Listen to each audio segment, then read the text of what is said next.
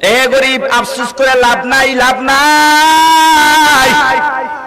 নবীজি দিনের পর দিন না খেয়ে পেটের মধ্যে পাথর বাঁধছেন, আল্লাহর গোলাম। নবীজি যদি আল্লাহর দরবারে দোয়া করতেন, আল্লাহ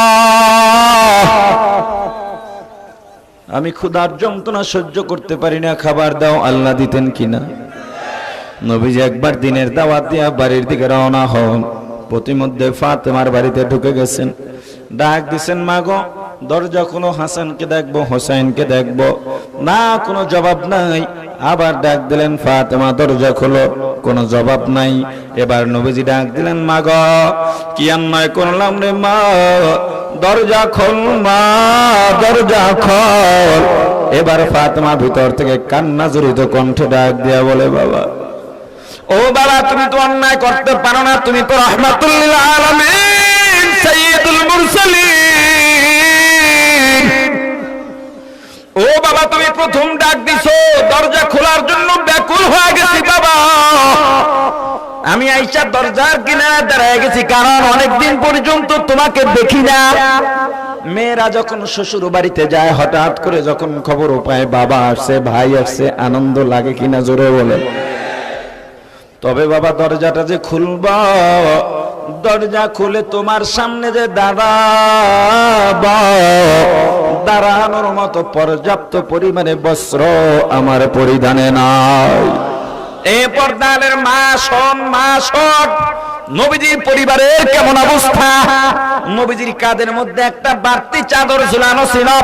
নবীজি বললেন, মাগো এই চাদরটা মাথায় দিয়া তারপরে দরজা খোলো। দরজার ফাঁকা দিয়া চাদর দিলেন। ফাতেমা দরজার মাথার মধ্যে চাদর দিয়া দরজাটা খুলে দিলেন।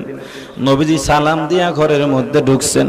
ফাতেমার চেহারার দিকে তাকাইয়া চোখের পানি ছেড়ে কান্না শুরু করে দিছে। ফাতেমা ডাক দিয়া বলে, বাবা কেন কান্দো? নবীজি ডাক দিয়া বলেন, মা তোর চেহারাটা শুকনা কেন, চক্ষু দুইটা গর্তের মধ্যে ঢুকে গেছে কেন রে মা? এ মা কয়দিন পর্যন্ত খাবার পাও নাই? ফাতেমা কান্দার বলে, বাবা আমি যদি দিনের পর দিন না থাকতে থাকতে যদি মারা যাই, আমার কোনো আফসোস নাই, আফসোস নাই। কিন্তু তোমার কলিজার টুকরা আমার বুকের ধর হাসান হোসেন 3 দিন পর্যন্ত খাবার না পাইয়া আজকে আমার পা জড়াইয়া কান্দার বলে, মা গো ক্ষুধার যন্ত্রণা সহ্য করতে পারি না রে মা, খাবার দাও মা, খাবার দাও। ও বাবা, কোন সন্তান যদি 3 দিন পর্যন্ত খাবার না পাইয়া বাবার কাছে, মায়ের পা ধরে মায়ের কাছে খাবার চায়, আর যদি মা খাবার দিতে না পারে, বলো বাবা মায়ের কাছে কেমন লাগে রে বাবা? নবীজি ডাক দেয়া বলেন, ওরা এখন কোথায়?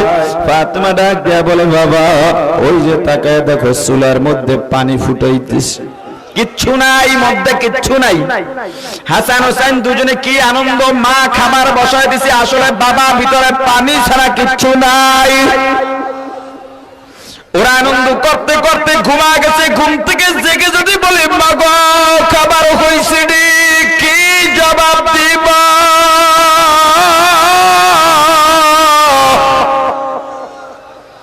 এদিকে নবীজির কণ্ঠের আওয়াজ পেয়ে হাসান হোসেনের ঘুম ভেঙে যায়।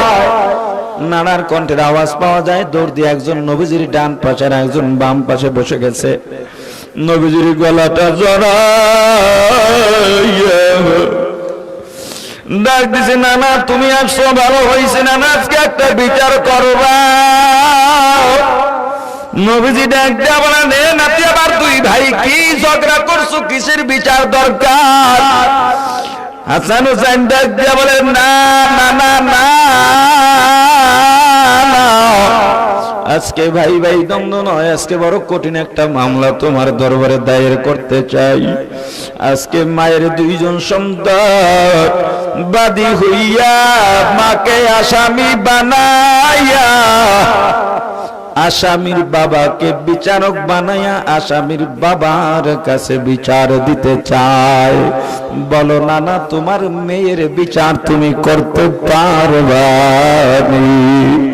নবীজি ডাক দেয়া বলেন, নাতি আমি শ্রেষ্ঠ ইনসাফগার, আমার মেয়ে দেখবো না, নাতি দেখবো না, সন্তান দেখবো না, আত্মীয় স্বজন দেখবো না, সঠিক বিচার করব।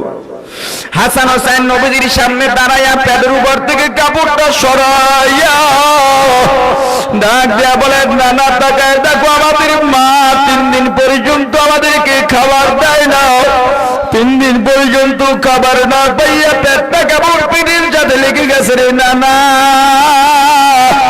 আমাদের মায়ের বিচার চাই, 3 দিন পর্যন্ত কেন আমাদেরকে খাবার দেয় নাই। নবীজি চোখের পানি ছেড়ে বাচ্চাদের মতো কামদার বলে, ও নাতি এই বিচার আমি করতে পারবো না। হাসান হোসেন বলে, দেখছ নিজের মেয়ে এজন্য বিচার করতে পারলো না। নবীজি ডাক দেয়া বলেন, নাতি দাঁড়া, বিচার করবো কি তার আগে শোন। নবীজি আসামির কাঠ করায় দাঁড়াইয়া নবীজির পেটের উপর থেকে চাদরটা সরাইয়া ডাক দেয়া বলেন, নাতি 3 দিন পর্যন্ত খাবার না পাইয়া নানার কাছে বিচার চাও।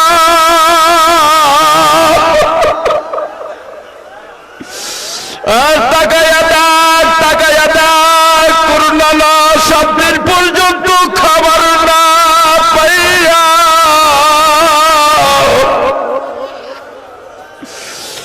7টা পাথর পেটে যাতে বাংসা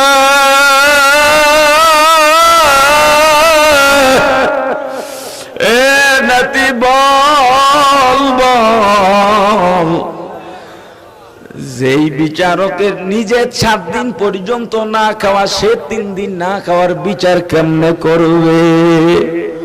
এ চট্টগ্রামের মুসলমান, যেই নবী ক্ষুধার্ত তাইকা দিন কায়েম করে গেলেন, এই দিন কায়েমের জন্য আমাদের চেষ্টা করা লাগবে কি লাগবে না? কিসের মায়ায় পড়ছ? দুনিয়ার পাগল হইস না, অর্থের পাগল হইস না। টাকা পয়সা দিয়া কি করবি? লাভ নাই, লাভ নাই। দিনের জন্য জীবনটা কুরবান কর, দিনের জন্য জানমাল কুরবান কর। এত টাকা দিয়া কি করবি? 10 তলা বানাইছো, 11 তলা বানানোর জন্য পাগল হয়ে গেছো, লাভ নাই। ইসলামের খেদমত কর। যেই নবী ক্ষুধার্ত থাইকা না খাইয়া পেটে পাথর বেঁধে দিন কায়েম করে গেলে, এই দিন এখন কায়েম রাখার জন্য যারা চেষ্টা করে তাদের সহযোগিতা করা লাগবে কি লাগবে না?